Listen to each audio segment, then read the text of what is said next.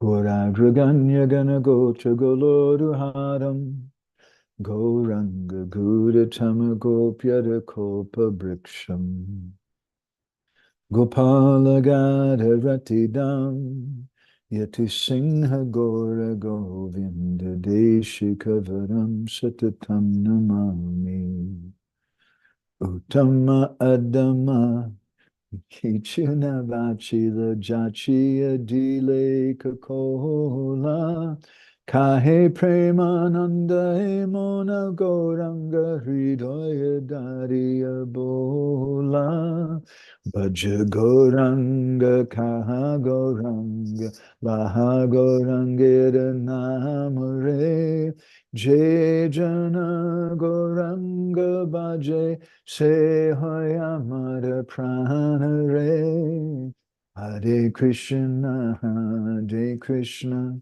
Krishna Krishna Hare Hare Hare Rama Hare Rama Rama Rama Hare Hare Yashaiva Padambuja Bhakti Labhya Prema-bhakti-candrika Parama-pumata Tasmai Jagan Mangala Mangalaya Chaitanya Chandraya Namo Namaste Chaitanya Chandraya Namo Namaste Chaitanya Chandraya Namo Namaste Madgavirapi Gopalan Sri Kuryat Kripaya Jari Tadaiva Sambhaya Pitva Rishayustat Priya Janaha Shri Krishna Krishna Chaitanya Sasanatana Rupaka Gopala Raghunatha Brajabala Bapahimam Pancha Kalpadurubhishcham Kripa Sindhu Vyevacham Patitanam Pavanebhyo Vaishnavebhyo Namo Namaha Jai Shri Krishna Chaitanya Prabhu Nityananda Shri Advaita Gadadha Shivasari Gaura Bhakta Vrinda Hare Krishna Krishna Krishna Hare Hare Hare Rama Rama Rama Hare Hare. So we can offer prayers to Srila Narottam Das Thakur Mahasaya from the writings of Srila Vishnu Chakravarti Thakur. Let's see here.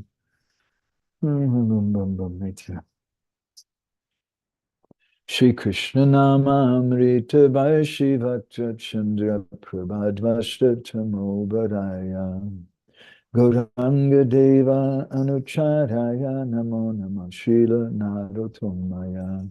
Again and again I offer my obeisances unto Srila Narottam Das Thakur. He is a true follower of Lord Gauranga Deva. The nectarian shower of the holy name of Krishna radiating from the moon of his mouth destroys the darkness of ignorance. So Vishnu Chakravarti Thakur, when he wrote this verse, I think surely he, 100% I'm sure that he's aware of one of the Mangalacharna verses that Srila Rupa Goswami gives in the beginning of his Laghu Bhagavatamrita, where he says that Shri Chaitanya Mukhod Girna Hare Krishna Tivarnakaha Majayantan Jagat Premi Vijayanta Tadavaya, where he speaks about how Chaitanya Mahaprabhu gave the holy name to everyone and how that holy name came from the volcano of his mouth. So here he's saying that in the same way, there's a shower of the holy name coming from the moon of the mouth of Narottam Das Thakur, and it's not just a shower, it's namamrita, it's a shower of nectar. So Sri Chaitanya Mahaprabhu gave everyone a holy name, but Vishnu Chakravarti Thakur is glorifying Narottam Das Thakur even more because he gave something even greater than just the holy name. He gave the holy name with this amrit. So that's just a little reflection just came to us. So our last session, we started this fifth song called Rāgānugā-bhakti, a glimpse into the path of loving attachment. Let's go ahead and look at the verse again. We're on the first verse, and we're just going to stick with it for this session at least. Rāgāra bhajana pata kahi evi avimata loka veda sara evani sakira anugahana braje siddha deha pana evave juda beparani. Now I will explain the process of worshiping a Supreme Lord to the path of attachment, Rāgānugā-bhakti. These statements are the essence in accordance with the Vedas and the pure devotees. One should serve the Lord in Braj, following in the footsteps of the Sakhis with a suitable spiritual body. And this way one's soul will be cooled and satisfied. So in our previous session, Narottam Das Thakur, 2 sessions ago, Narottam Das Thakur began to describe the beauty of the form of Radha and Krishna. And so now he's giving us some clue, some glimpse of how to properly worship them. Rāgāra bhajana pata. It's on the path of spontaneous attachment that we do so. So we spoke something in our last session about what is Rāgānugā-bhakti, how Srila Prabhupada, in one of Ayendra Prabhu's favorite writings, according to Lila Purushottam Prabhu, he said that he said, quote this from Prabhupada, was from Prabhupada's, one of his Nectar of Devotion lectures in Vrindavan 72, where Prabhupada said, Vaidhi bhakti, that is apprenticeship. Real bhakti, para-bhakti, that is Rāgānugā-bhakti. This Rāgānugā-bhakti we have to come to after surpassing the Vaidhi bhakti. So this is such a very, very important subject. Prabhupada says right there, that's real bhakti. And Narottam Das Thakur here is glorifying it. So what is that Rāgānugā-bhakti? Where does it begin? Who's eligible for it? I may get banned from 100 temples because we're just using the word Raganuga. We should, better to say spontaneous. But this is Rāgānugā-bhakti is what Gaudiya Vaishnavism is all about. Otherwise, it's just practically like the Sri Vaishnava Sampradaya or so many other Vaishnava groups. But Chaitanya Mahaprabhu came to give us this spontaneous love, the spontaneous attraction for the Lord. So sometimes in our society, we're very uncomfortable with that because we're a society which is based on a mission. And that mission is to push on the movement of Sri Chaitanya Mahaprabhu. At the same time, the mission is also like our sadhana. And we're here to help share with people about the holy name and about Bhagavad Gita. And Srila Prabhupada was very, very careful to avoid sahajiyism and speculation. Once one devotee came to him and said, Swamiji, this chanting is so amazing. When I chant, I see a red light.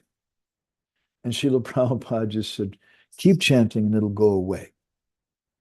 In a similar way, once one of my godbrothers came to my Guru Maharaj, and this godbrother had a history of taking LSD before he joined us. He just mentioned as a little footnote. Anyway, he came to Guru Maharaj and he said, Guru Maharaj, I was chanting and I saw Lord Nrsingadev.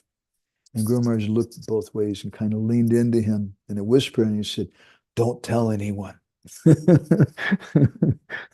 So, and then we have the famous or infamous Gopi Bhav Club in Los Angeles, which I don't want to go into that in terms of the history, but I will say this much. I spoke with some devotees. I joined in Los Angeles in 1982, a few years after that incident happened.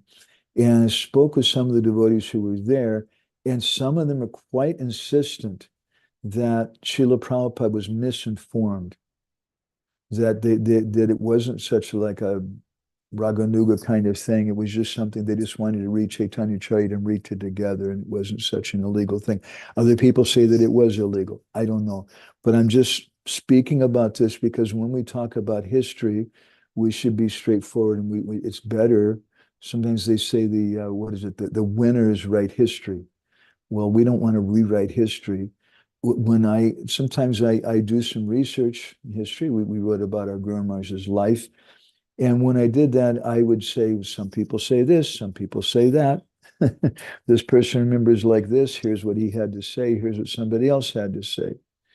And that I feel is fair. So this thing sometimes is, anyway, it's brought up quite often. So anyway, in Bhakti-rasamrta-sindhu, Srila Rupa Goswami speaks extensively about what is Rāgānugā-bhakti, what is the qualification for it. And when we spoke something in our last session, I'm going to just pop this verse up again here. Tad bhavati madhurje sute yadapekshate nata shasana yuktam chata lobatpati lakshanam. This is a lakshana, this is a symptom of Rāgānugā-bhakti, that when it appears, then when it appears in the intelligence, then sute dir yad apekshate. Apekshate is still a word which is common in Odia language and Orissa. It means to wait. Sometimes if we have a rickshaw wall or someone tell them apeksha, you just wait. So apekshate, yad apekshate nata shastra yuktam cha. It doesn't depend, or it doesn't wait for shastra or for logic. Rather, though, it's dependent, it goes through the process of hearing through shastra. Madhurya shrute dir.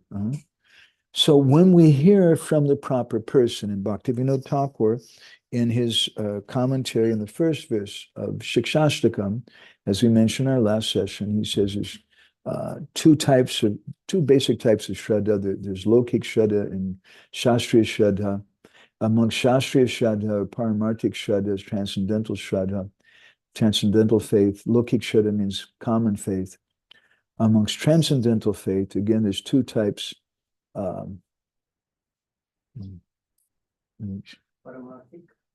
Yeah, one is Bhagavat Lila Madhurya Lobhamoyi Shraddha, and the other is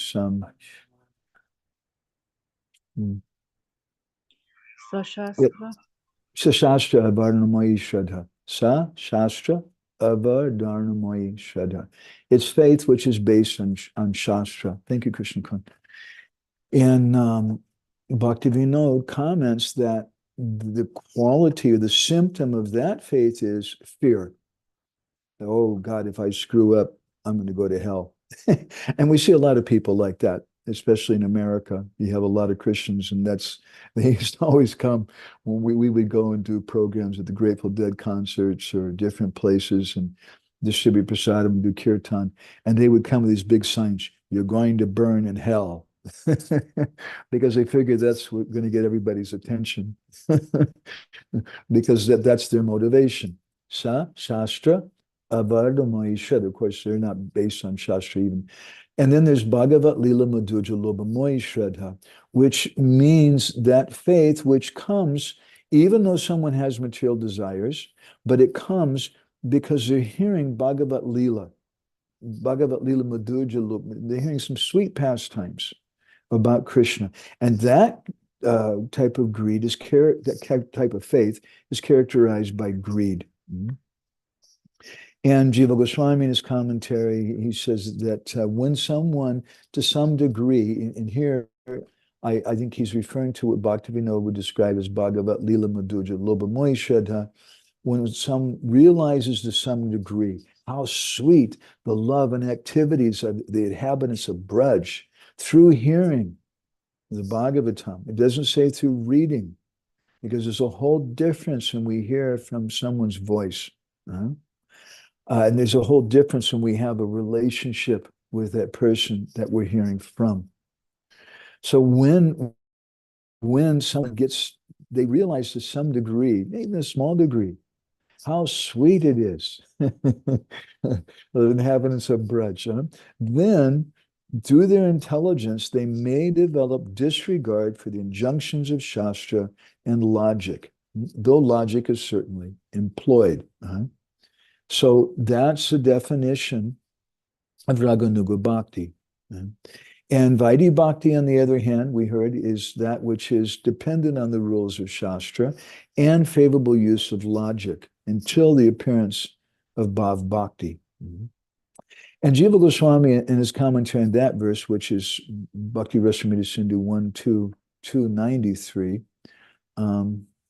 why don't I go ahead and bring this up too. We spoke about this in our last session, but I'm just reviewing a little bit. Jiva says there's no specific rule concerning the time at which they will give up dependence on the rules of Shastra. Some people will be very comfortable to hear that, but this is what Jiva Goswami says. There's no specific rule. It's not that like when you're playing Monopoly, you pass go, you collect $200. You want the next thing. There's a certain sequence. But there's no specific rule concerning the time they're going to give up this dependence on the rules of scriptures. So that makes us feel a little uncomfortable then, because wait a minute, like Vishwanath, when we looked on his purport, he says, when we perform sadhana bhakti, the practitioner depends on Shastra and the favorable use of logic until rati appears. When rati appears, he's no longer attached. So that's a big thing, for rati to appear. So that's not me. So then what do we practice? And if we're going to speak about this rāgānugā bhakti, when does it actually begin? Now, in Bhakti-rasamrta-sindhu, Jiva Goswami goes on to say, give a very famous verse in text 295, Seva sadhika rupena siddha rupena chatrahi tabhavalipsuna karya braja lokanasarata, that we should follow the inhabitants of Vrindavan. We should follow one particular devotee. And we spoke about that in our last session. I'll just touch on it to help you remember how Srila Bhaktisiddhanta Saraswati Thakur gave us our Gaudiya Panji, or our calendar, in which he gave us the appearance and disappearance days of many of the associates of Sri Chaitanya Mahaprabhu. And by meditating on them, and there's Sadhak Rupa Goswami is a Sadhak Rupa of Rupa Manjari. When we meditate on them, and we have some attraction for their type of sadhana they do, we develop a desire for their bhav. So then, let's go on now. Let's go ahead and start fresh. Now we're looking at text 296 of Bhakti-rasamrta-sindhu. Let me bring this up on the board. Shravanot kirtanadini Vaidhi bhakti tu yanyagani tatanyatra vyagyayani manisibhihi. Someone who's discriminates, Vigyayani Manisibhihi, they should accept the angas of bhakti, which are mentioned in Vaidhi bhakti. So you may be wondering, and I know I know quite a few devotees who think, Prabhu, I'm practicing rāgānugā bhakti. And maybe we mentioned this in our last session today. Some stories about one friend of a Prabhu, it's rāgānugā bhakti. So they were just giving up all their Vaidhi bhakti, and they thought this is rāgānugā. But Jiva Goswami, Rupa Goswami says no, that the discriminating practitioner should accept the angas mentioned in Vaidhi bhakti as angas of rāgānugā bhakti, Shravanot kirtanadini. So we accept that hearing and chanting. And Jiva Goswami comments that we accept those particular ones which are favorable to one's particular rāgānugā cultivation. There's a famous verse, it's quoted by Krishnadas Kaviraj Goswami from Madhavendra Puri, I don't remember the Sanskrit, but he says to the effect that my obeisances to my Gayatri mantra and my tarpana and things, but I'm going to fix my mind on Krishna, something to that effect. And in one place, Vishwanath Chakravarti Thakur comments that rāgānugā means that what is a dividing line? How does one decide what I'm going to follow, what I'm not going to follow? You're staying in the temple, and you wake up every morning at 9 o'clock in the morning, and the temple commander comes and says, what are you doing? And you say, Prabhu, it's rāgānugā bhakti. I'm just inspired. First of all, that's not very cool to do, because you're staying in someone's temple that they're organizing, that they're maintaining. Secondly, that's not rāgānugā bhakti. Rāgānugā bhakti is based on some spontaneous attraction. But where is the line drawn? And Madhavendra Puri and Vishnu Chakravarti in one commentary explains that if following those rules is detrimental to the attraction that I have for bhakti, then I may give them up. And he gives an example. You may be hearing some Hari Katha, and the time for Sandhya comes. Time comes to chant Gayatri. And so some people will just get up and walk out, perhaps, and they'll chant their Gayatri. But Vishnu Chakravarti Thakur says that if someone has some greed, then they'll just forget it. I'm going to chant this later on, this Gayatri. So Vishnu Chakravarti Thakur describes something which is our main subject I want to talk about today, how we want to explore how our acharyas have encouraged us in a beginning stage to follow both Vaidhi and Raganuga at the same time, aspects of both. So Vishwanath explains, along with hearing and chanting, surrendering to the lotus feet of Guru should be understood as favorable. Without those favorable items, how can one accomplish following after the eternal inhabitants of Braj? After considering with intelligence, one should select activities conducive to one's own sentiments for Krishna and not those activities which are contrary to one's sentiments, like doing fire yajnas. We had a little discussion a minute ago. Though prescribed in the scriptures, activities of deity worship, such as worshiping Rukmini, meditation on Dwarka, performing mudras and nyasas, or identifying oneself with the Lord and worshiping oneself should be rejected. Now, for those of you who are not familiar with that, there's sadhana that we do. We place the mantras on our body, which spiritualize the body, just like we also perform the sadhana when we install the deity. And in effect, what it is it's telling that personality, the form is already there, but it's telling that form, this is who you are. It's giving the identity to the deity. So when we do sadhana, traditionally you chant some mantras in your body, which spiritualize your body, and you do ahangrapasana, which is traditional in Gaudiya Vaishnava. So those you wanting identifying oneself with the Lord and worshiping oneself. You may say, my God, that's just really bogus. But it's not. And it's described in many Gaudiya Vaishnava puja padditis or books of puja, that ahangrapasana, as Srila Bhaktisiddhanta describes in a lecture we always refer to, the associates of Sri Chaitanya, that the disciple cannot worship the Lord in his own.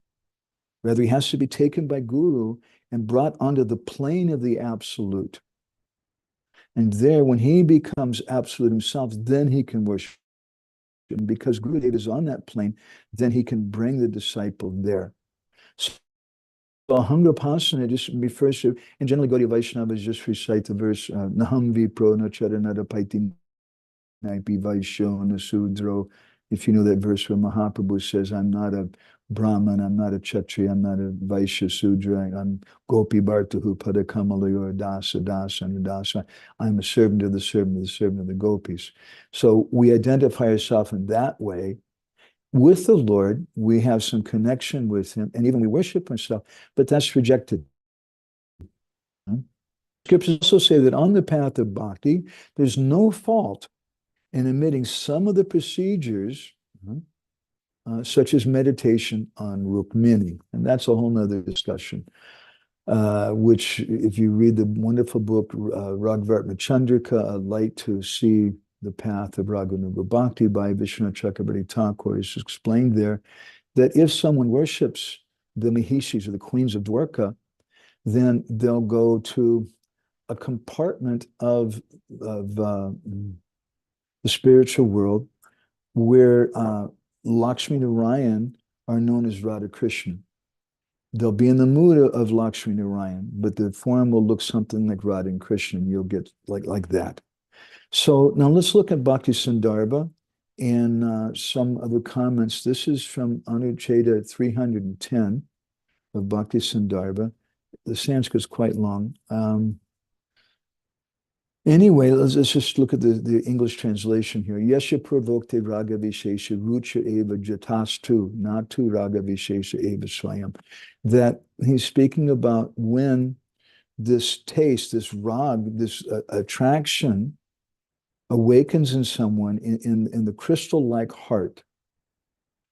When in our heart that's purified by chanting the holy name, we get some taste. And we get taste for raga vishesha. Vishesha means a specific. We get for a specific item. They have some taste for that, but we don't possess that. And at that time, he says, samulasita means to rejoice. Hridaya spatika. Spatika means it manifests, it rises up. Hridaya spatika mani, in the mind and heart. So we don't have this rag. We don't really have this particular attraction. And as we'll find out a little bit later here with some other verses, someone may even have lust in their heart. But they have some kind of attraction for it. And this is what we were just speaking about a moment ago, which may come from Bhagavat Lila Madhurya Loba Moya Shraddha. They have this faith. Faith, Shraddha means that there's no rati yet. But they have some faith because they've been hearing from a person who at least has that kind of faith in that. So he hears from the Shastras about rāgānugā-bhakti. Rāgānugā-bhakti, again, we spoke in our last session about rāgānugā-bhakti and rāgānugā-bhakti. Rāgānugā-bhakti is following in the line of the associates, which they possess rāgānugā-bhakti. And we develop some taste for that. And then following our taste for such rag, we engage in rāgānugā-bhakti. Then a couple of verses later, very famous verse, Jiva Goswami says, ajata tadrisa uchina. So this ruchi has not yet awakened, but tu sad vishesarda matradita rāgānugā-bhakti Vaidhi sambalita vai anu testaya. We have some special interest in it. In that case, we should engage in a mixture of Raganuga and Vaidhi Bhakti. And this is exactly 100% what Srila Prabhupada came and gave. And for some devotees who may be hearing this, who may be disturbed by this, how dare you say that Prabhupada gave Raganuga Bhakti? They don't believe it. Well, then I'll just say this much. If you go deeply into reading about what is Vaidhi Bhakti, even you read deeply on the things Srila Bhaktisiddhanta describes as proper, then you may come to the conclusion that Srila Prabhupada, that it was not appropriate what he gave. You may come to that conclusion. Because in the very beginning, to people who would hear his class and then walk out the door and go next door to an ice cream shop, sit down in the seats and eat ice cream with eggs in it, Srila Prabhupada was speaking to them about Rāgānugā-bhakti, about Braj Bhakti, about Radha and Krishna. And he didn't stress all the rules and regulations. Even when the deity of Lord Jagannath was installed, the devotees asked Srila Prabhupada, what do we do? And Prabhupada told them, if I told you all the rules and regulations for deity worship, you would faint. You wouldn't be able to do it. So Jiva Goswami, Srila Bhaktisiddhanta, and our Srila Prabhupada were following what Jiva Goswami gave. And this ajata ruchi, someone that the ruchi is not yet awakened, but at the same time, they have some interest in it. And for those devotees, they engage in a mixture of Raganuga and Vaidhi Bhakti. I often give the example, please forgive me, I don't like repeating things a lot, but I often give the example of our Tulsi Puja that we do, which, by the way, everybody, that's a common Vrindaya Tulsi Devai Priya Kesavasachai. That prayer is very common in practically every Gaudiya Math that I've seen, and also amongst Babajis and also Goswamis. They sing it every day when they do Tulsi Puja, for example, at the Radha Damodar temple. But everybody says Krishna Bhakti Pati Devi. Nobody says Vishnu Bhakti. The only reason we say Vishnu Bhakti is because Srila Prabhupada, in a letter in 1968 to his very early disciple, Govinda Dasi, wrote the verse in that way. But Srila Prabhupada also, in the early days when he first started chanting the Panchatattva mantra for the devotees, he was singing Bhaja Shri Krishna Chaitanya Prabhu Nityananda, Jayadvaita Gadadhar, Srila Sadi Gaur Bhakta Brinda. And later he told some of his disciples, go to Navadvip, see how this verse is written on the walls of the temples and let me know. And he came back and said, Guru Maharaj, it says Jai Shri Krishna, no Bhaja, and no Jayadvaita, but Shri Advaita. So Prabhupada changed it to that because that's the standard. And Srila Prabhupada also, in the first ISKCON songbook, it said Krishna Bhakti Pati Devi. And that's what Srila Prabhupada approved. He wrote a foreword for that original ISKCON songbook. Later the songbook was changed. But in our Bengali ISKCON songbook, it says Krishna Bhakti Pati Devi. And in all the Gaudiya Math books, it says. Anyway, touching on Tulsi Puja, the Radha Krishna Seva Pabo Yabilas, these prayers that Srila Prabhupada gave us are banned from most of the Gaudiya Math temples because they consider it to be too high and too intimate. But it's all about praying to Tulsi that please make me into a gopi. Please give me seva adhikar, give me a qualification to render service in that way for you. Please give me prem, give me ecstatic love for Radha and Krishna. This is the prayer. So how do we understand that? What does it mean? Did Srila Prabhupada want us to sing that? Obviously did. He gave us that prayer. But are we supposed to sing it, but we're not supposed to think of the meaning? Or are we supposed to maybe think of the meaning, but I don't really mean it? We're telling, I don't really mean it. I'm not qualified for that. So I'm just saying this thing, but I don't actually really mean it. I can't accept that. I don't believe that at all. And moreover, if you look at what Srila Prabhupada did, giving Krishna book as one of the very first books. You know, Srila Bhaktisiddhanta Saraswati Thakur, during his time, there were two books which were basically outlawed in the Gaudiya Math. One was the 10th canto of the Bhagavatam, and the other was Chaitanya Charitamrita. And they would give classes in Chaitanya Bhagavat, they would give classes on other cantos of the Bhagavatam, but not on the 10th canto. And Srila Bhaktisiddhanta himself, he would sometimes read Rāgānugā-bhakti and quote verses from it and that. But in his preaching to those early devotees, he stressed a particular thing. My suggestion is that we should just be simple and follow what Srila Prabhupada gave us. And what Srila Prabhupada gave us is very clear. It's exactly what Jiva Goswami is giving in Bhakti-sandarbha. It's a combination of Vaidhi and Rāgānuga at the same time. We're not qualified for Rāgānugā-bhakti, but we hear about it, and boy, it sounds really nice. There's a conversation in like 1968 with Srila Prabhupada in Montreal, Canada, with Malati Mataji. It's just before she, along with her husband and the other devotees, Mukunda and Janaki, and before they went to London, where they met the Beatles and established a temple and its famous history. And she's asking Srila Prabhupada, she said, I don't understand why someone would worship. I think she actually said, why we worship Krishna. And she said, I don't understand her comments are a little confused, which is not surprising. She's a very new devotee. But she's saying, what's the difference between worship of Vishnu and worship of Krishna?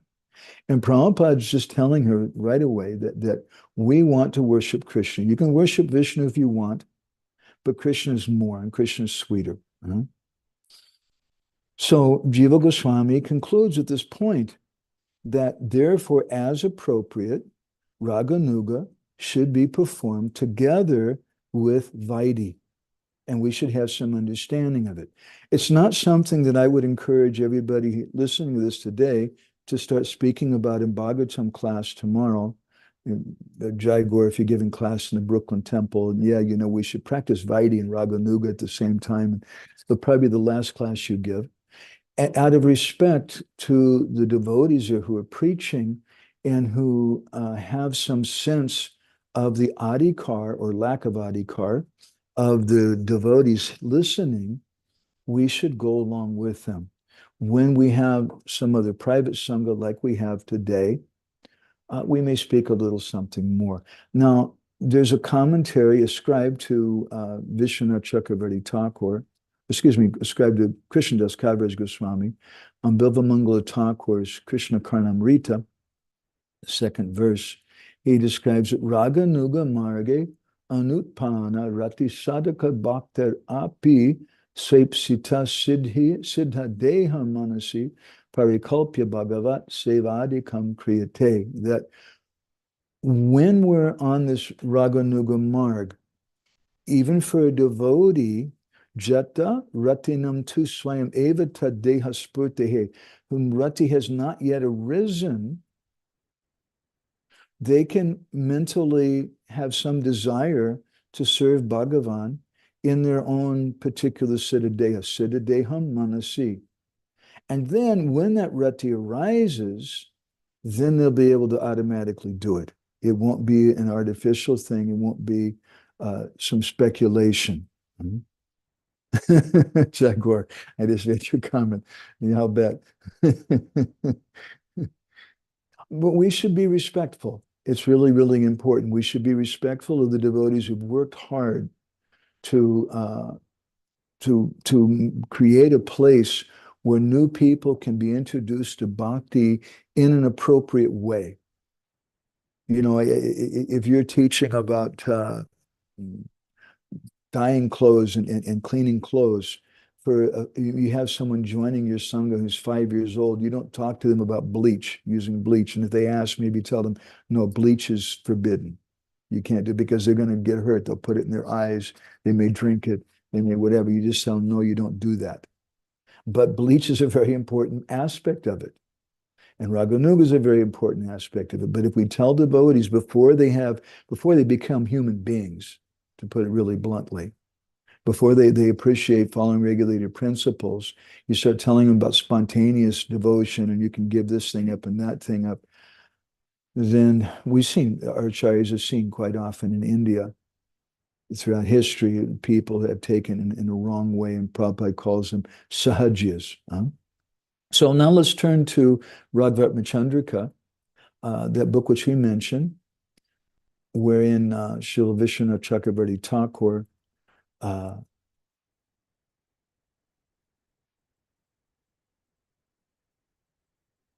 speaks about a light to see the path of Raganuga Bhakti on.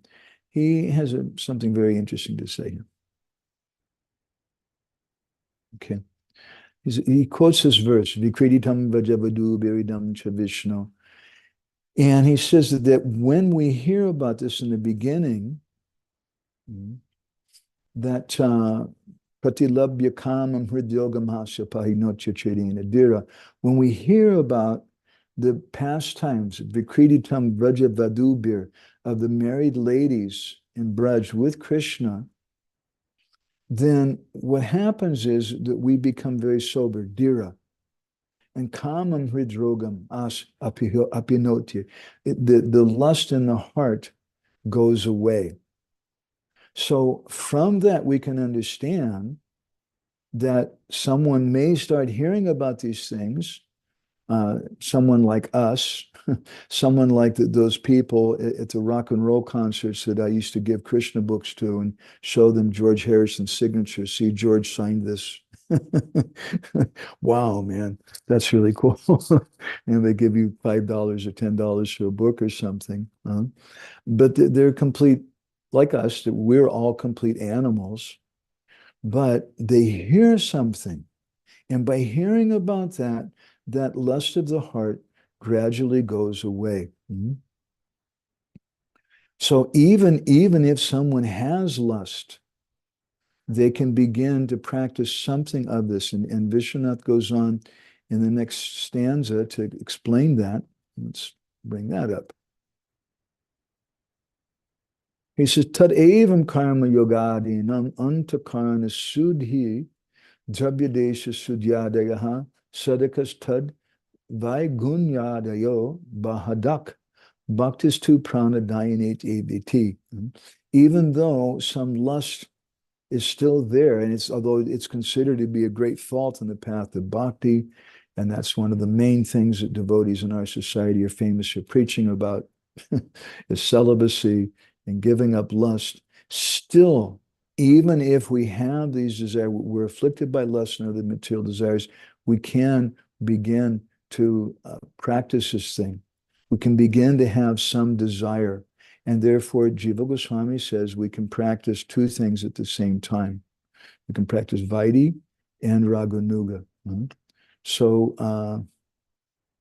let's look again what Srila Prabhupada says. This beautiful lecture from Nectar Devotion, 1972. The Vaidhi Bhakti is apprenticeship.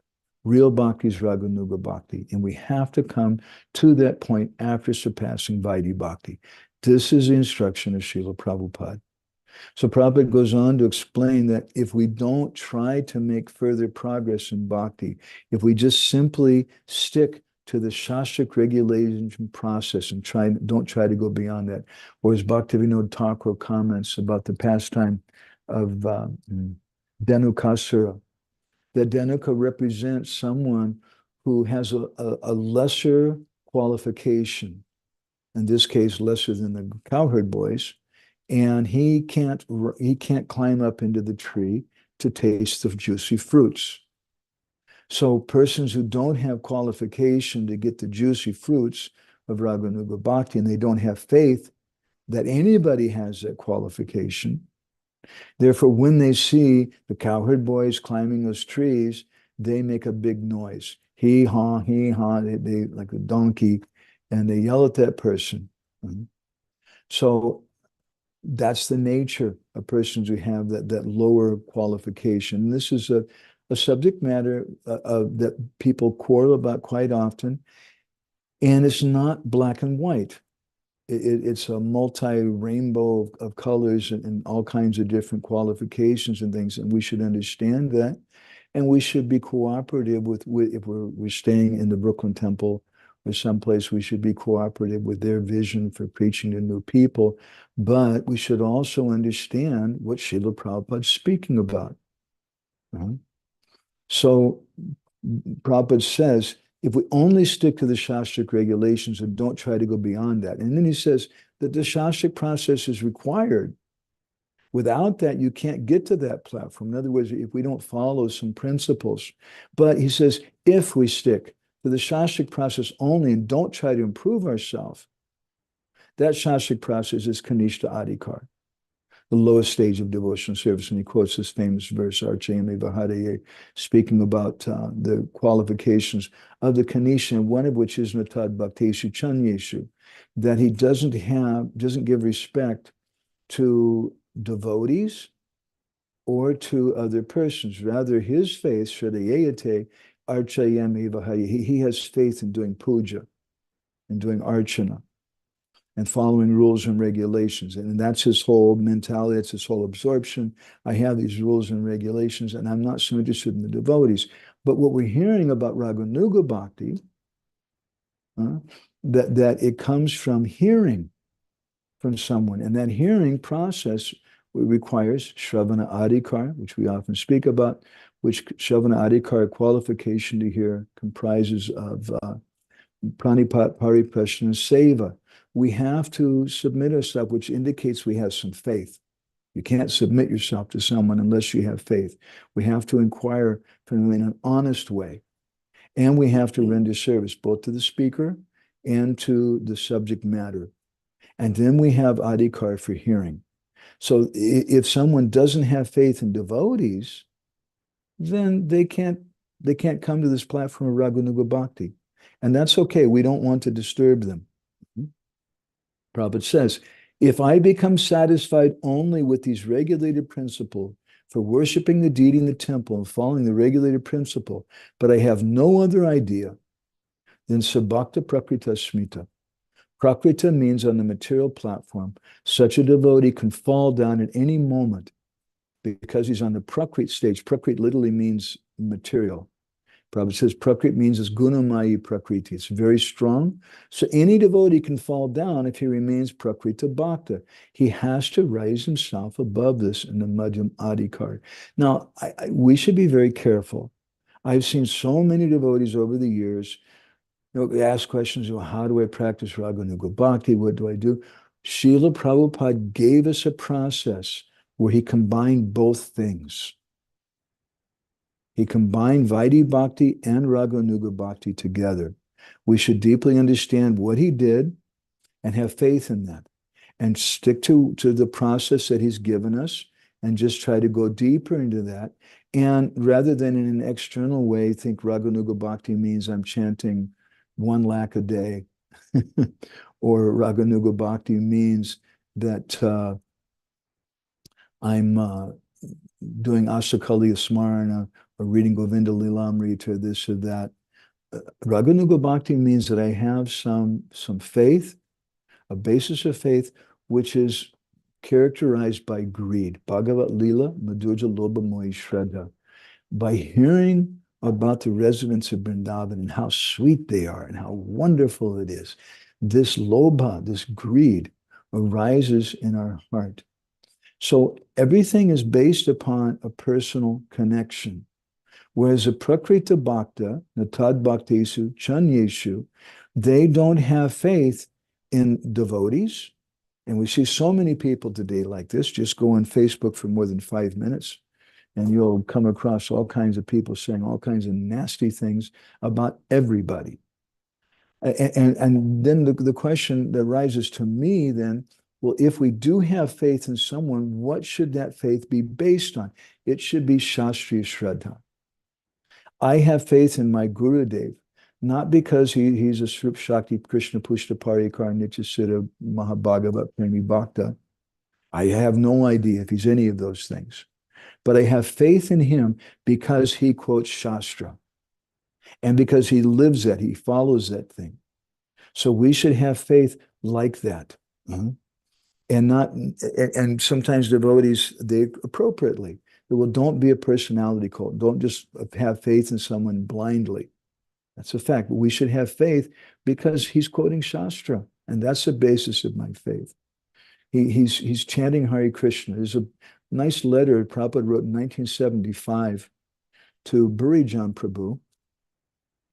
I'll go ahead and put this up on the board here. We can read this. It's a very, very simple letter, but I find it very profound.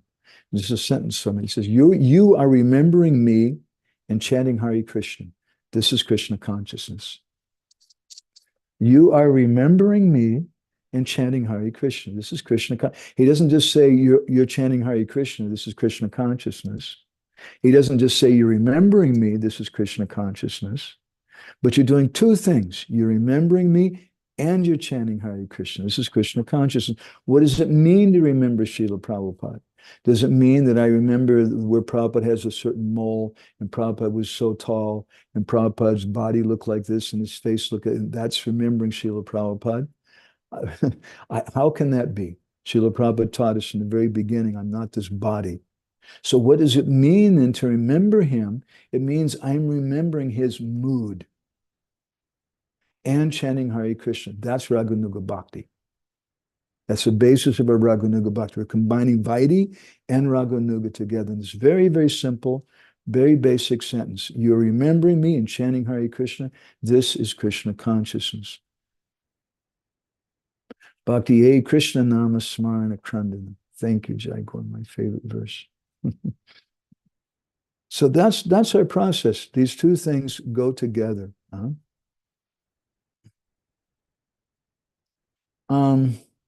I'd like now to turn to Srila Bhaktisiddhanta Saraswati. In our last session, we spoke about how I wanted to go through the Gaudiya Math logo. Before I do that, I'd like to read you a little something from a statement of Srila Bhaktisiddhanta from one of his lectures. This is from Amrita Vani. Here we go. The question comes, isn't it possible to worship Krishna without taking shelter of the lotus feet of Gurudev? What's the necessity? And Srila Bhaktisiddhanta replies, we must cultivate Krishna consciousness under the guidance and order of Krishna's devotee. The daughter of 𝗣𝗍𝗍, that means Radharani, is most favorable to Krishna. Another name for Sri Radha is Anukulyena, or favorable. My Guru Maharaj spoke about this at length. Anukulyena Krishnanu, Silanam Bhakti Uttama, this 11th verse in Bhakti-rasamrta-sindhu, refers to Radharani. Favorable to Krishna means Radha. He got that from Srila Bhaktisiddhanta.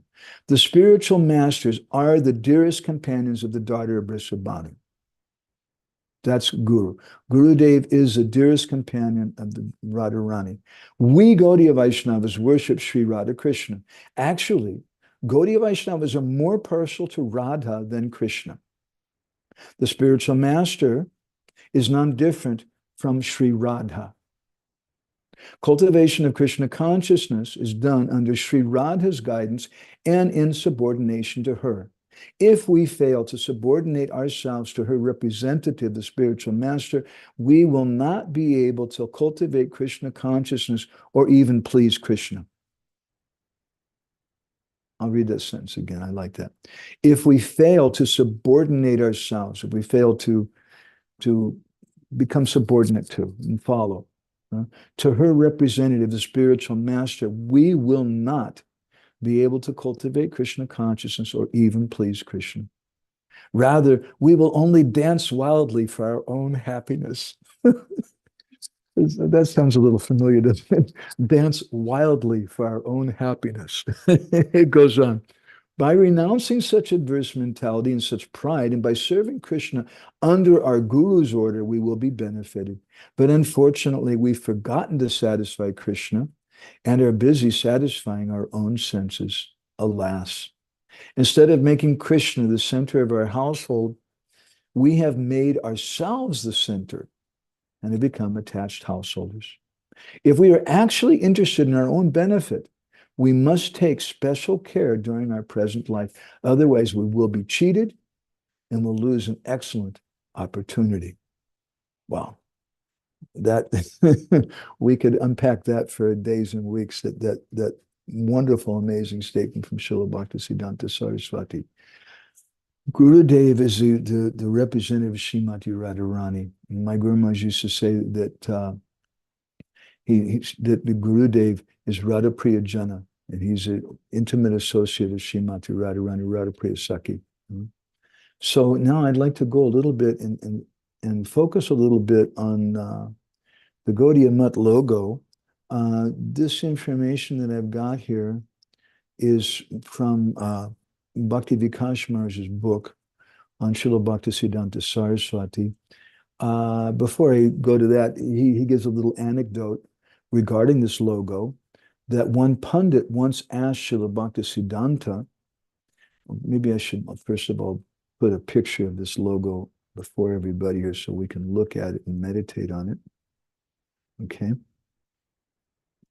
So he said that regarding this logo, all the depictions are traditionally Indian, except for this printing press. Why have you put this foreign item there? And Srila Bhaktisiddhanta replied that anything used for Chaitanya Mahaprabhu's kirtan is neither foreign nor Indian, but aprakat. When used in Krishna's service, suppressed is as sacred as the Arctic paraphernalia or the coal and the kartals. So let's look at this this Gaudiya Math logo. This was depicted by Srila Bhaktisiddhanta Saraswati. And this logo, which you'll still find on the gates of many Gaudiya Math temples and many of their publications, it depicts Bhagavat Marg and Pancharatrika Marg, or the path of devotion based on Shravan Kirtan, which culminates in spontaneous bhakti, rāgānugā bhakti, and Pancharatrika Marg, the path of Archana, doing deity worship, by which we follow Shastric rules and regulations. So the words then were given either in Sanskrit or Devanagari or in Bengali script. This particular logo here is all in Bengali script. So you see on the left side it says Vaidhi, on the right side it says Rag, And on the bottom is Guru Gaudiya. Guru and Gauranga is the foundation of everything. And then on the top, there's Pancharatrika, and there's these two things, Pancharatrika and Bhagavat Marg. And we see that on the top, Chaitanya Mahaprabhu is standing there, and he's encouraging everyone that you should do kirtan. And then on the left is Srimad Bhagavatam of Sri Chaitanya Mahaprabhu. And then below, in the center, in the right center, we see Radha and Krishna. And underneath him is the word Rag, and signifying Rag Marg. And then underneath of them, it says Rag, and then in the next section where you see the Mridanga, there's a Mridanga and there's a printing press together. And the word Kirtanam, which indicates that chanting of the holy name with the Mridanga and printing books about Krishna, they're both Kirtan. And then on the very bottom, we see that there's a tilak mark and the words Guru and Gaudiya, which are the foundation of everything, Guru and Gauranga. And then on the left of that, there's a word Archanam in Bengali, and there's a bell and a ghee lamp. And then just to the left of that, it says Vidhi. It's a Vidhi Marga, the path of following rules and regulations. And above them is Shri Shri Lakshmi Narayan. And then over them is the book that says Pancharatrika, which describes the process of Archana. So when you have 6 triangles that form a star in the center, then it denotes the 6 different opulences of the Lord. And Srila Bhaktisiddhanta is given like this also, in this beautiful logo. And there's some smaller writing there. So then on the top it says Yasa, which means fame. And then to the right of that it says Shri, which is beauty. And then underneath that it says Gyanam, knowledge. Then to the left it says Vairagyam, renunciation. Then above that it says Aishvarja, or wealth. And then it says Virya, or strength. And then in the center it says Om Nam. Om is a representative of Krishna by which we approach Krishna, and Nam means the holy name. So the holy name is everything. It's the essence of all the different opulences of the Lord. And this is the mood of Srila Bhaktisiddhanta Saraswati in a very graphic way. This was literally the Gaudiya Math logo. And he combined these two things following Srila Jiva Goswami. He combined both Rāgānugā-bhakti and Vaidhi Bhakti at the same time. Sometimes some devotees, they criticize Srila Bhaktisiddhanta today. They say, no, it's not appropriate. He didn't give Rāgānugā-bhakti, because there's a great misunderstanding about Rāgānugā-bhakti, because devotees, many of them are not so philosophical. To be a little bit blunt, I'm not trying to be political, but just to be factual. I have a friend, actually he's a disciple of 𝗣𝗿𝗼𝗺𝗺 Maharaj, who's been living for, I don't know, 20 or 30 years at Radhakund. And he lives like a Babaji. He's friends with a lot of ISKCON devotees like ourselves.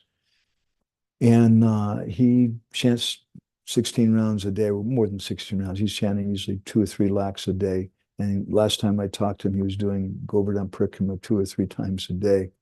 That was his whole life. But he takes care of so many ISKCON devotees. You go to his ashram, he's got a deity of Prabhupada, he's got a picture of his Guru Maharaj, and he's very, very standard kind of ISKCON devotee in the sense, aside from the fact he lives at Radhakund. And he knows all the Babajis. And he told me very clearly, he said that frankly speaking, your average ISKCON Bhakta, new Bhakta, knows more Shastra than many of the Babajis at Radhakund. That doesn't necessarily mean the Mahant or some of the big pundits at Radhakund. But many of the Babajis are just very simple, and they're exalted persons. They're taking shelter of the holy name. We give all respect to them. But they don't know very much about Bhagavad Gita, and they know less about Isopanishad or Vedanta Sutra, and like that. But many of our ISKCON new bhaktas know more of these things. Many people today, times have changed, they practice Raganuga Bhakti in a rather sentimental way, or what they imagine to be Raganuga Bhakti. But we should have firm faith in Srila Bhaktisiddhanta Saraswati Thakur. He's perfectly in the line of Srila Jiva Goswami, who taught us that we should perform both things simultaneously, both Vaidhi and Raganuga at the same time. Not that we're practicing Raganuga because we're qualified for that, but because we have some attraction, some interest in that. And we're following Vaidhi Bhakti, we're chanting the 16 rounds, following 4 principles and following everything Prabhupada gave us. And at a certain time, name prasatito hoy rupa guna karma, there will become some natural attraction will arise in our heart. And then the form, name prasatito hoy, from the holy name, Rupa, the form of Krishna, will manifest. Guna, the qualities of Krishna. And karma, Krishna's pastimes, will manifest. Bhaktivedanta says this in Jiva Dharma. That's our system. We don't need to change anything. We don't need to speculate anything. We just need to go very deep in what we're doing and think very deeply about what we're doing and why we're doing it, and not be satisfied with externals like being the biggest book distributor, or getting respect from people, or memorizing some verses, or becoming a good speaker, or a good kirtan leader, or a good cook. That's not our purpose. Our purpose is to develop some greed and cry out to Sri Chaitanya Mahaprabhu and his followers and manifest some greed in our heart. Then Krishna will give us everything. Everything will manifest. So I'm going to go ahead and stop there. And if anybody has any reflections or comments, I would value them. It's a little controversial subject. Anybody have anything you want to share?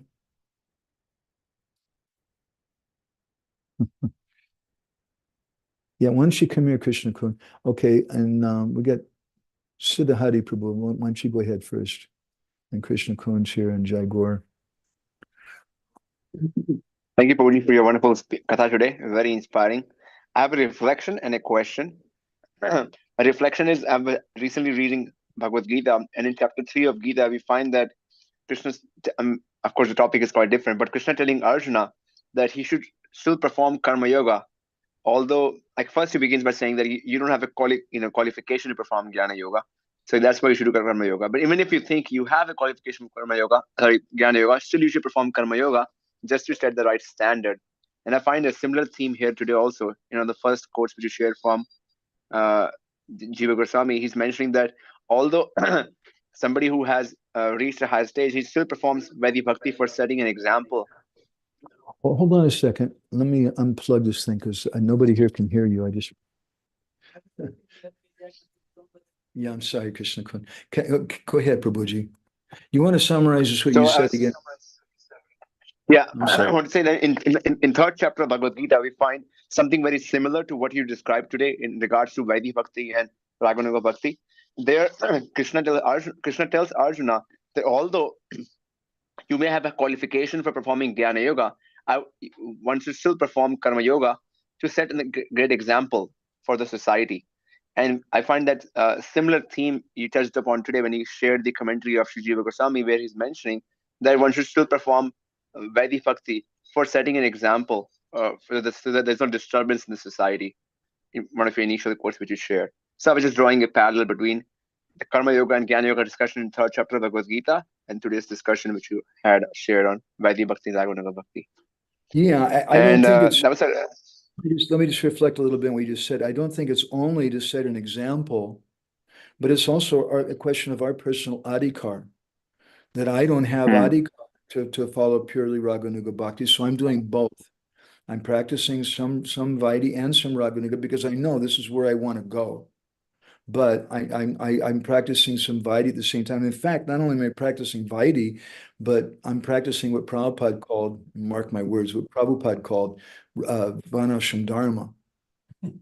Where I'm doing certain things, which is like a safety net underneath us. Now, mark my words, what Prabhupada called, I would suggest that really it's Vaidhi Bhakti, what Prabhupada was calling Varnashram. Go ahead. And thank you for your comment, Prabhu, on that. And my question is something which you mentioned multiple times, and you have said it before also, that it's not about reading about Krishna's pastimes with his sweet devotees, but at least it's much more important to hear from the realized devotees about these pastimes. And when you mentioned that, it always creates like a blink in my consciousness. Am I really doing it right now? I can, when I'm here in New York, I have an opportunity. I can read books with wonderful devotees like Jai Guru Prabhu, who has a deep taste for reading about Krishna's pastimes, and I find a lot of relish in doing that with him. However, at the same time, when you speak, I should hear from somebody who is, has realized that tattva. Then I feel like, hey, what should I be doing? Should I buy a one-way ticket to Braj Dham, to Navadip Dham, or just travel with my Guru Maharaj and just hear about Krishna's pastimes? Am I really doing the right thing in my life? And in some sense, as long as we have our spiritual mentors on the planet, should we be just doing that only and doing nothing else? So can you share something on that aspect when because you clearly mentioned that hearing is not reading, and in this regard. Yeah, and that's what Bhaktivedanta says to and Prabhupada in different places. Mm-hmm. Sometimes I would suggest that Srila Prabhupada didn't always stress that, although he does in some purports, and I could give you extensive quotes from Srila Prabhupada supporting that. I'm going to plug my microphone back in again. Plug it when we start, when I hear from you again. That Prabhupada stresses many times about that reading is not the same thing as hearing. So then what do we do in our case? There's a letter Srila Prabhupada wrote to a Bhakti-rasamrta-sindhu. I remember her name. And it was an interesting letter. Prabhupada said, my dear Bhakti-rasamrta-sindhu, this is lady, she was not a member of the temple. And Prabhupada said, you've heard the Hare Krishna mantra on the street from my followers, and therefore you're also part of this movement. You're also chanting it. So it's a conception that we want. And Srila Prabhupada understood that, and that was the system that he followed. Now, there's a conception and there's a conception. If you had the good fortune to ever meet Brahmananda Prabhu, who's someone I love very much, or Jamuna, or any of these early devotees, they have a conception of Srila Prabhupada, which came because of very intimate association with him. Now, there are other devotees who were disciples of Prabhupada, initiated by the mail and whatever, who never met Srila Prabhupada. And they have some understanding of Prabhupada's mood, which they got from their godbrothers, which they got from Prabhupada's books, which they got from Prabhupada's lectures, which they got from serving Srila Prabhupada. But it's not exactly the same. And as those devotees who had personal association with Prabhupada, something else comes in their heart. And Bhaktivedanta Thakur speaks about that in Harinam Chintamani. He says that there's a kind of bhakti shakti which comes from the body of a Vaishnav, and we come close to that Vaishnav, that bhakti shakti will come to our hearts. So we do like this, and we want to hear from our Gurudev. My Guru Maharaj used to say we want to hear from a Prema-bhakti. But when we don't have anything else, he says, then we hear the tapes and we read the books. That's our system. And we could, as you pointed out, thank you, we could just say the hell with doing Harinam in New York City and all that. I'm just going to go and hear from my Gurudev in Mayapur and in Vrindavan and just stay there. We could do that, but there's a problem. The problem is our Gurudev says no. I want you to do Harinam in New York City. and Sri Chaitanya Mahaprabhu taught us that through Lord Nityananda. When Mahaprabhu came to Jagannath Puri and began to practice some very personal, private sadhana, he told Nityananda, well, you go out and you preach. And that was the order of Mahaprabhu. So Nityananda Prabhu had to do that. But by doing that, we'll please Gurudev. And by pleasing Gurudev, then we'll get some of that kata ruchi, shushu shoshadadanasha, very famous verse in the first canto of the Bhagavatam, that by rendering service to the pure devotee, then we get some kata ruchi, some taste, which will come. But on the other hand, even if someone's directly associating with Guru, like Ramachandra Puri was directly associating with Madhavendra Puri, with Ishwara Puri, with Ishwara Puri, he didn't develop that taste, whereas Madhavendra Puri did out of his humility. Is that helpful, Prabhuji? Thank you, Prabhu. It's very helpful. I remember to unplug. They're happy with me here, so they can hear. It's very helpful. I'm hoping for the opportunity to come in the future when we can all meet you in Puri and hear for you unplugged for many hours, many days about Lord Chaitanya Mahaprabhu and Lord Jagannath. Yeah, I would like that. I'd also like someday to either be in New York City with Roy Ram Prabhu and the devotees there doing Harinam, or all of us together Puri doing Harinam, because it's just so ecstatic to be chanting and to be giving that on the front line. It's difficult, it's dangerous. The front line of a battlefield is the most dangerous place. It's also the place which is appreciated the most. Jai Gaur, I'm looking at Siddha Hari Prabhu, and don't let him eat parrot food, okay? You got to like give him some milk products or something. I don't know, just not put an IV in his arm or something and give him some dairy products or something. Some cooked or something. It's too thin. I can feed him some dates and nuts. Step up from the leaves, maybe. A few kgs at least. Okay. And Tirthakar Prabhu, do you have something you want to share? Yes, Hare Krishna Prabhu. I'm sorry that I came late. I just had some other responsibilities. Any chance we get to be with you is wonderful. No, I'm really happy that I can be here. But hey, I saw your picture in a magazine here in Czech. So I got a copy. You're going to have to sign it underneath your photograph. Okay. Would digital signature suffice? I really like the topic today, and because I'm studying with a few groups Nectar of Devotion, and actually one of my decision was that because originally Bhakti Shastri study is only up to 19th chapter, but I decided with my groups, and I informed them in the beginning that we will study the whole Nectar of Devotion, because that's what Srila Prabhupada wrote, right? But I will be studying just 1/3 of the book. You're not going to like get kicked out of your zone and banned from the temples or something for doing that? No, it's because in one sense, actually, ISKCON has pretty amazing style that you can be actually like a authorized teacher, but at the same time you work on completely on your own. So I know since that. you complete certain standards, then in one sense you can teach your own way, you would say. You have to, of course, they have to learn whatever is there, but if you teach something extra, that's up to you. And I really like the topic. I don't know if you know Gaudiya Prabhu. He's, I think, staying in Mayapur, and he wrote pretty interesting book, Neo-Smarta Brahmanism.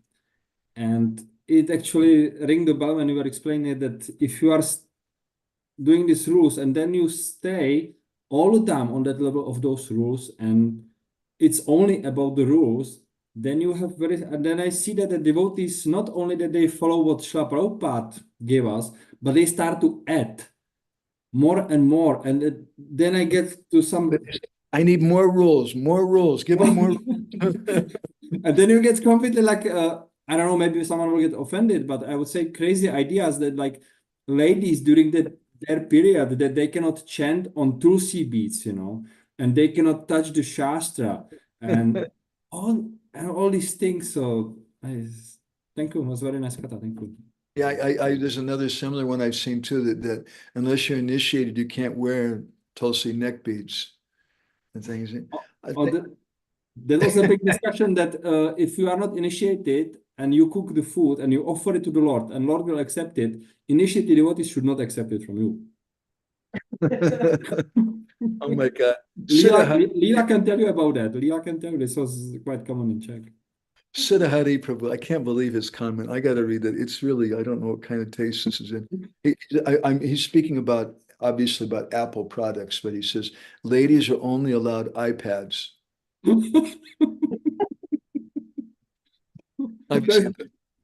That's my wife, she was asking that because she was making notes in the books, and they started to chastise her that she cannot she cannot scratch the Shastra like this Brahmana who scratched this shloka, and then Krishna came with the scratches on his back. And they told her that she cannot do that. And then she wrote question on the forum of those devotees who were telling her that, what about in digital form? Can I highlight then, there? And that was the end of discussion. Nobody answered that.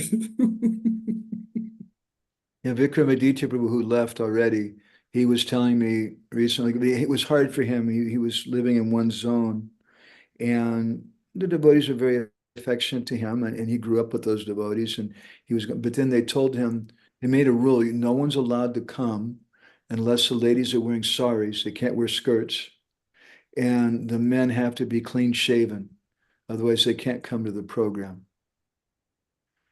And he was very disturbed. He didn't know what to do because he has a beard and his wife doesn't wear a sari all the time. I don't know if he wears a dhoti all the time.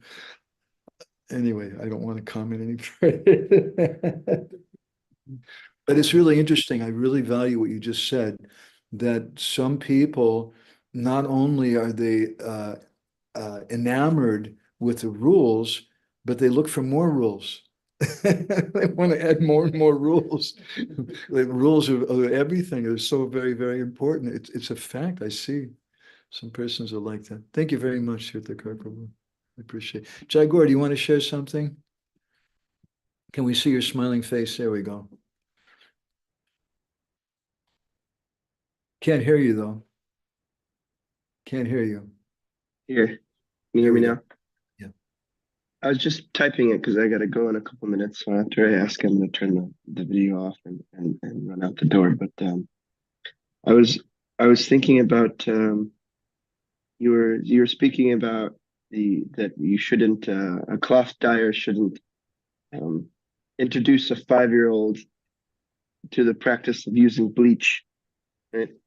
And I was thinking, is this, and you were likening that to introducing aspects of Raganuga Bhakti to newer people. Is this just in terms of like giving up certain practices? Because I was remembering we were speaking maybe a month ago, and we were saying that many of us got the opportunity to hear some very high topics from the kind of onset of our devotional lives, and feel like that's very important. And so I was thinking about, it's also important, not that devotees have the opportunity to hear something beautiful about Krishna, regardless of their involvement, like how long they've been around. Being passionate is not a symptom of Raganuga Bhakti. Mundane passion is not a symptom of Raganuga Bhakti. Being passionate that I have to defeat everybody and show them that the real system is what I'm doing, or is to read pastimes of the Lord and do this thing. That's not Raganuga Bhakti. Raganuga Bhakti is something which is private, and that's not shared with everybody else, and that we're doing it, we have faith in. And how it specifically manifests will be a little different amongst different persons. There are some general principles which we touched on in the beginning of discussion today, how mudras and worship of the queens in Dwarka, those things are generally considered to be negative toward Raganuga Bhakti.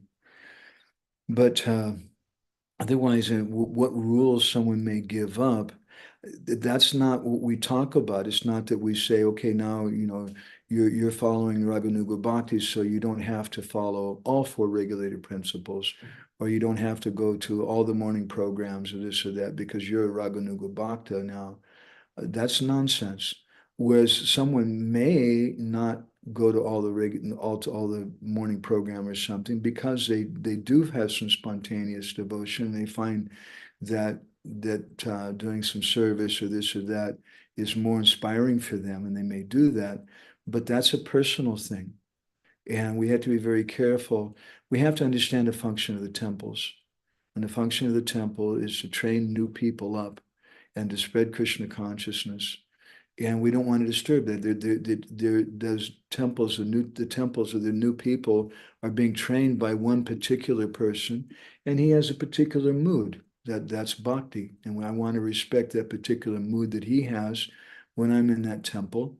And at the same time, I may follow my own program, or maybe I just don't take part in the temple so much. I can imagine it is probably a little bit of a tension sometimes between the Harinam group and the temple, but that's always there too. You got it. What to do? I mean, anyway, that's just a personal thing we have to work out with persons. It's not an institutional thing. It's not that it's always the same in every temple or with every temple president. It's different in different places, and I want to be personal. I don't see an impersonal institution. I see particular persons. And I was at Hansa Rupa Prabhu is in charge in Brooklyn now, still? Yes, Ru. He's very good. Yeah, he's my old buddy. He saved my life. It's a long story, but he really helped me at one point in my life a lot. Gave me a place to stay and things. So he has a certain mood and a certain principle, and we just go along with that because he's the one who's doing all the austerities and taking all the problems on his head so we can have a simple life. And I can just practice something quietly off to the side.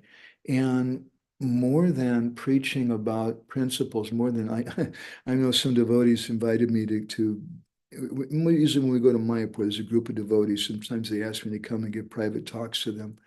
And it's a small group of friends, and they get together and they read Govinda Lilamrita together in Rāgānugā-bhakti, in Ujjwala Nilamani, and different elevated books which you wouldn't speak in the temple. And they told me that at one point they got in trouble because they started speaking about Govinda Lilamrita and some of these things in the Bhagavatam class. And the devotees got really upset with them. And I told them, I said, of course they got upset. You know, this temple is meant for new people, and you're speaking this thing, it's not appropriate. And it might be appropriate even. You might be such an expert preacher, but you're not in charge, and you have to respect the person who is in charge. And more than if someone wants to give a sense of Rāgānugā-bhakti, more powerful, much more powerful than reading Govinda Lilamrita to them, is that you show the symptoms of someone who has spontaneous attraction to hearing and chanting. That's a real way to preach. If someone wants to preach about Rāgānugā-bhakti, that's the way to do it.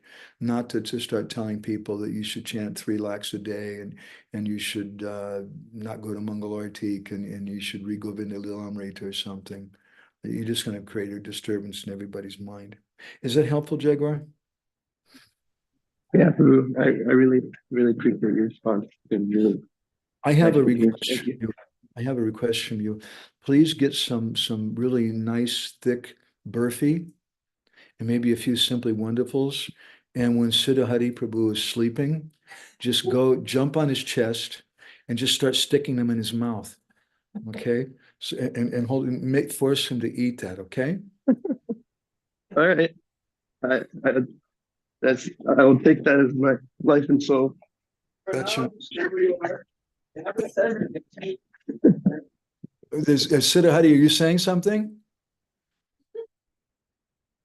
No, but I'm just laughing. I mean, leaves and raw vegetables, that's against our religion. We're the burfi boys, you know. Thank you, Babu. Thank you for your compassion on the fallen soul. I think that's the only way I can make progress is by eating burfis given by a Jaigor who is infused with bhakti rasa. From Shishi Radha Govinda, who's showing on the camera right now. Jai Shishi Radha Govinda. Yeah. Anybody else with anything? I think there's a couple devotees here in the room who want to share some stuff. Thank you, Jaigor. You can have a great day out Thank there. You. We're watching you guys every day. It's fantastic. Yeah. Anybody else want to share anything? Gornitai Prabhu, it's like getting really late at night there where you're at, 10 o'clock at night. Is that right? Yeah, something like that. 10 after 10.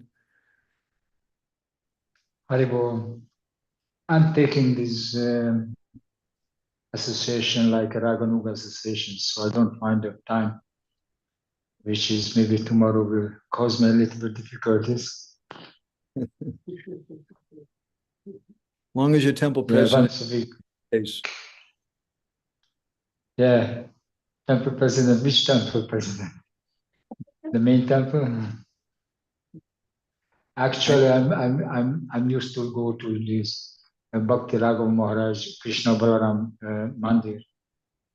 It's very close, very intimate, very nice mood.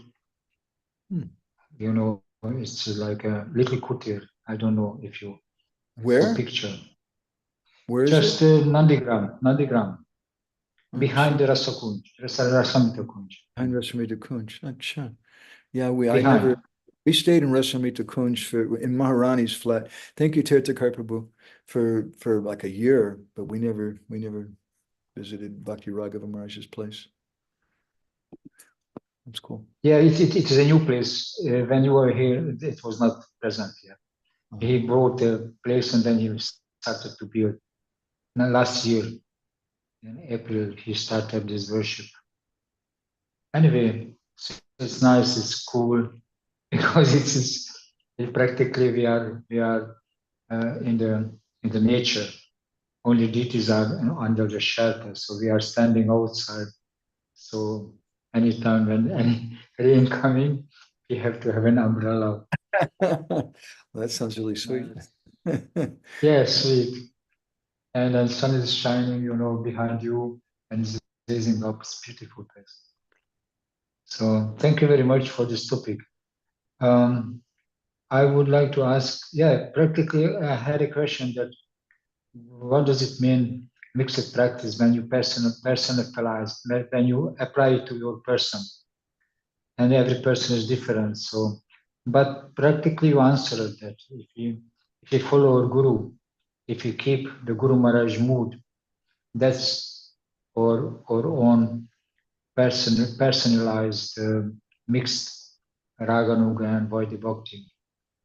And I understood that Vaidhi Bhakti is very much need to keep until the heart is not totally pure. Otherwise, if the heart is still have some contamination, it will not reflect the pure devotee's raga, which is rising or raga. So we need this purification always. Otherwise, we maybe just feel we are advanced, but practically not. Practically, we have difficulties to get others' devotion reflected in our heart. I heard that is the beginning, as you mentioned the last program. It's a beautiful verse when you have no raga yourself, but the crystallized heart reflecting that. That's a very good feeling if you have. Can you say something about that? And you had that? No, not personally. When you have your Guru Maharaj Association, others. Thank you. When we hear from, I sitting down in front of my Guru Maharaj sometimes, I remember one time sitting there, and it was the most astonishing feeling I'd ever had in my life. I felt just like it was like a science fiction movie, and there was a window to another world, and through that window was coming sun rays from Goloka Vrindavan, and it was landing on me sitting there. It wasn't like any regular hearing or anything. It was just, for me, it was just felt so very, very ecstatic. And what happens then when we have firm faith in such a person, and we hear topics like that, like my Guru Maharaj like to speak about Radha and Krishna, and then some lobha, some greed arises in our heart, and we're not qualified for it. As we quoted this verse before from quoted in Chaitanya Charitamrita, I think it's Sanatana Goswami, Na prema shravanadi bhakti-rapi vayogo tava vaishnavo gyanam vasubhakarma va kiyadaho sajjatu apyastiva. He said that I have no prema, I have no shravanadikar, I'm not hearing and chanting properly, I'm not doing this, I don't have any gyan, I don't have shubha karma, I don't have a good birth. All I have is this greed. All they have is this desire. Now, if someone were to just look at that verse and say, well, that's everything, and therefore, Prabhu, I'm just going to cry like that and recite this verse, and I'm going to stop chanting 16 rounds, I'm going to stop following any principles and following any rules or anything, I'm just going to be absorbed in this mood, and that's Raganuga Bhakti. Then obviously we become a sahajya, as in the way that Srila Prabhupada would put that word. That's another subject. Sometimes Prabhupada used that word in a rather simplistic way. In the same way we use Mayavadi, which it's a little more specific than that. But anyway, so we don't want to become like that, take things in a very simple way. We want to follow Vaidhi Bhakti, but at the same time, if all we do is Vaidhi Bhakti, and we become dull, we don't want anything, we don't desire anything further, and I'm just satisfied with what's going on now, then who knows what's going to happen. Just in the last couple of weeks, my Guru Maharaj's Purvashram wife just left, my good friend Achyutananda Prabhu just left, and another one of my godbrothers, Dhruva Maharaj Prabhu, just left. And two of them left their bodies in Vrindavan. And I don't think that Dhruva Maharaj or Achyutananda were like practicing Raganuga Bhakti in the way we might think, but 100% they were doing both at the same time. And my point is just this, that we may leave our body anytime, and that's what I'm thinking. So I'm not going to put all my chips, so to speak. If you're gambling, you put all your money on one number. I'm not going to put everything on Vaidhi Bhakti, I'm sorry. And nor am I going to put it all in my concept of Raganuga Bhakti, because it may just be a Brahma, it may just be some illusion. I think I want to follow Vaidhi Bhakti, but I want to have a conception of Raganuga Bhakti and be striving for that. Then I feel there's some hope for me. Is that helpful? Yeah. Thank you. Thank you, Prabhuji. You're very fortunate. I wish I could be in Mayapur there with Shiva Ram Maharaj and Naranjan Maharaj and yourself, Bhakti Raghava Maharaj. Wow. Hare Krishna. Anybody else want to share anything? Lila Push. I have a question about Krishna, you should come over here. I'm sure they're not going to be able to hear you. Can I show you on the camera, or would you prefer not? Just speak louder. I had a question about the Bhaktisiddhanta quote from Amitabhani. Maharaj said there makes a differentiation between cultivating Krishna consciousness and pleasing Krishna.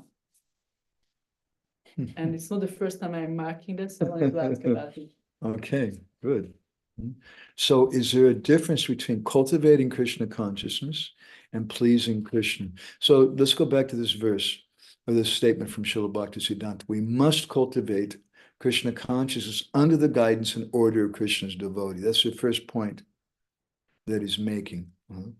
So if we're just thinking about ourselves in the center and thinking of our own life, then as we were reading somewhere else, we may dance wildly. But it's not really, yeah, here it is. It's the same quote. We will, if we fail to subordinate ourselves to Radharani's representative, the spiritual master, we will not be able to cultivate Krishna consciousness or even please Krishna. Rather, we will only dance wildly for our own happiness. So you're asking, what is the difference between cultivating Krishna consciousness and pleasing Krishna? Well, here he indicates, or the way he's putting it is that pleasing Krishna is subordinate to cultivating Krishna consciousness. Then I would suggest in the context here that what he's saying is that Krishna's pleased even if we serve our elders, we're vegetarian. Those are pleasing things to do for the Lord. Lord Vishnu is pleased by that. We know from what's the verse? There's a verse about Varnashram Dharma that only by following Varnashram Dharma can one please the Lord. And the Sanskrit's not coming to mind. Anyway, we may please the Lord, but cultivating Krishna consciousness is something more. What does Krishna want? He may be pleased if I'm a good person. I'm the son of my father. My father may have several sons.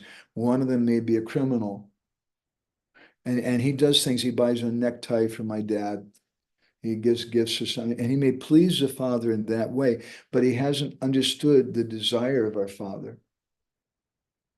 Whereas another son may not be so worried about buying gifts and whatever for the Father and pleasing him in that way, but he pleases him in a better way because he understands the mood, the heart of Gurudev, or the heart of Father, the heart of Krishna.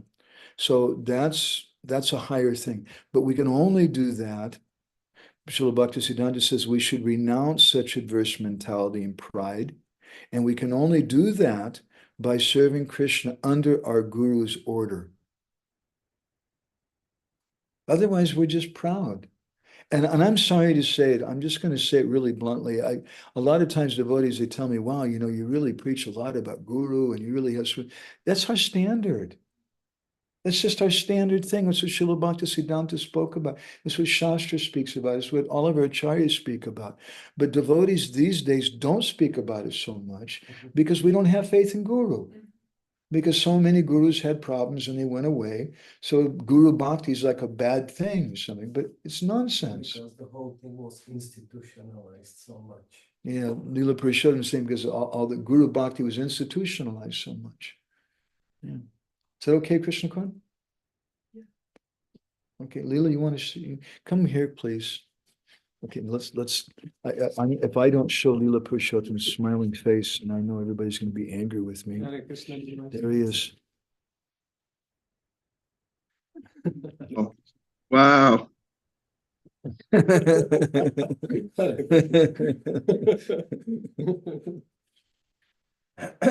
Well, definitely. Hold on one second. Let me just give you this too, and you'll be real clear. They can speak that one. Hare Krishna. Definitely my greatest takeaway from today is Jiva Goswami's further advices or guidance on the methodology, because the Rupa's input in Bhakti-rasamrta-sindhu is very concise actually, and and history proved that it can be misinterpreted like anything. So I was really happy for what you've read from Bhakti-sandarbha, and especially what was so important for me, so that we can really hope to remain on a safe path, safe ground, was this part where that you get that there is a different, you can recognize or you yeah, you can recognize and acknowledge the development of the desire of the lobha, if we say so, yet you're 100% sure you're not qualified for full-fledged rāgānugā practice. Specifically that part, what I've noticed, it's very complicated for devotees that they meet with that experience of some lobha, some taste, some raga, some degree of it, and they immediately start to implement practices that are not relevant for the adhikar. Specifically, what I mean is like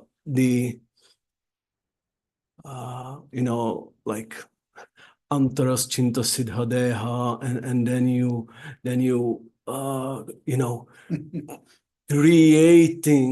creating in your mind your spiritual body, and with that whatever thing that you're supposed to meditate on, Ashtakalya Lila or whatever of these. And I was so happy to hear from Jiva Goswami that it's fully legitimate to be aware of that development of the greed, of the raga, yet still be waiting for rati to appear fully when you really have the adhikar for full-fledged raganuga practice. So that was, for me, that was so much helpful to get to know that Jiva Goswami problematics so nicely and so specifically. There's a certain kind of happiness that we get when we're rightly situated, when we're following what we should follow, and there's a kind of tension, a kind of nervousness when we're trying to follow something which we're not. Exactly. We don't have adhikar for. It's just so nice just to do what we're supposed to. I don't know. I'd like to show this on the screen here. Jai Gaur just posted this. This is from, he said, from Indra Prabhu's book. It may be readily concluded, therefore, that at whatever time one becomes the object of Radha Krishna's, Guru Gauranga's, or a Rasik Vaishnava's special causeless mercy, at that time only one becomes fortunate enough to gain profound attraction to and subsequent greed for the cultivation of Braj Bhakti, irrespective of one's higher or lower degree of Vaidika development. Then only by divine grace does a genuine need to be esoterically instructed arise. The dictum most sanctimoniously bandied about, quote, first deserve, then desire, should be rightly understood. Thank you. One deserves to desire simply when, by the grace of God, one's desire is big enough. Tatra loyam api mulyam ekalam. One's desire is big enough when there's no room in one's heart for any other desire. Ultimately, the bottom line is this: dire necessity knows no law. All right, that's great. Anybody else with anything? Otherwise, we'll go ahead and stop there. There's a couple of comments here. Siddha Haripu says, I had another question. If you have time, can you please explain the commentary of KKG that you shared? What's KKG? Christian of Krishnadas Kaviraj Goswami. KG? Krishnadas Kaviraj Goswami, you shared a commentary of him. Krishnadas Kaviraj Goswami. Must be, yeah. Okay, he also asked, he wants to see, I don't know why I'm speaking into this now. He wants to see Leela Purushottam Prabhu's TV. I will have to show you that in a minute. Okay, let's look back at Srila Bhakti, but this comment from Krishnadas Kaviraj Goswami. Here it is, Krishna Karnamrita. I'll put it on the board.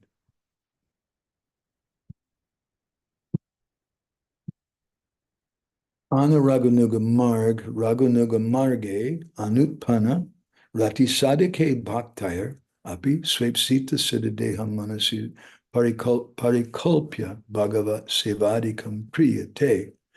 Ana Raganuga Marge, Anutpana, Rati Sadike, the practicing devotee, the Sadhika Bhakta, in whom Rati has not yet arisen, he can mentally assume to serve Bhagavan his own desired siddha.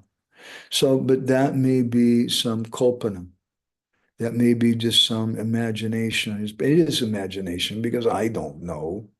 I don't know what it, but it's still somewhat beneficial if it's based on Shastra, and especially if it's approved by Guru. It's something. It's better to be thinking of that than thinking of the news or some teenage girl or something, certainly. But when that rati arises, jata ratinam tu swayam evata deha spurtehi, then you get some deha spurti. You'll realize that your siddha deha. It won't be just a kalpanam, just some speculation, some imaginary thing. As Bhaktivedanta Thakur said, I commented from Harinam Chintamani that Dhaname Prasvatito Hai Rupa Guna Karma, that from the holy name will develop the Rupa Guna Karma of Krishna and also the devotee, ourselves, we'll realize what that is. Before that, some devotees may do they may want to mentally serve Bhagavan. That's nice. They may have some desire for that. We would never discourage someone from wanting to serve Krishna or think of Krishna, but it may also be artificial. And if someone is trying to do that instead of chanting the holy name or trying to read while they're chanting the holy name, Srila Bhaktisiddhanta and our Srila Prabhupada generally didn't encourage that. Rather, they discouraged it. But if something is just spontaneous coming up, that's another thing. Okay, is that helpful? Now, can we show all of the television of Leela Purushottam? It's a good channel. Okay, here we go. Here we go. There's two brothers, and they're dancing away over in the corner. And then there's the lotus feet. And then we're going to go up. And Sri Sri Radhasham Sundar. And Brinda Devi's there. And Giriraj is there. And there is Balaram with his club, laying down the law. And Subhadra, and Jagannath, and some Shīlas. And we keep going around, and we see that he's actually a bona fide ISKCON devotee because he has Srila Prabhupada. And they're also very important. That's Ratnamala. Wave to everybody, Ratnamala.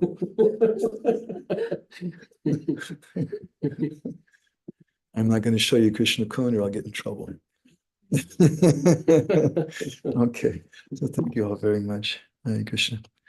Srila Prabhupada ki, Samaveda Bhaktivedanta ki, Srila Narottam Das Thakur Mahasaya ki, Gaur Premanandi Hari Hari Bol, Panchakalpadurubhischa, Kripa Sindhu Bheva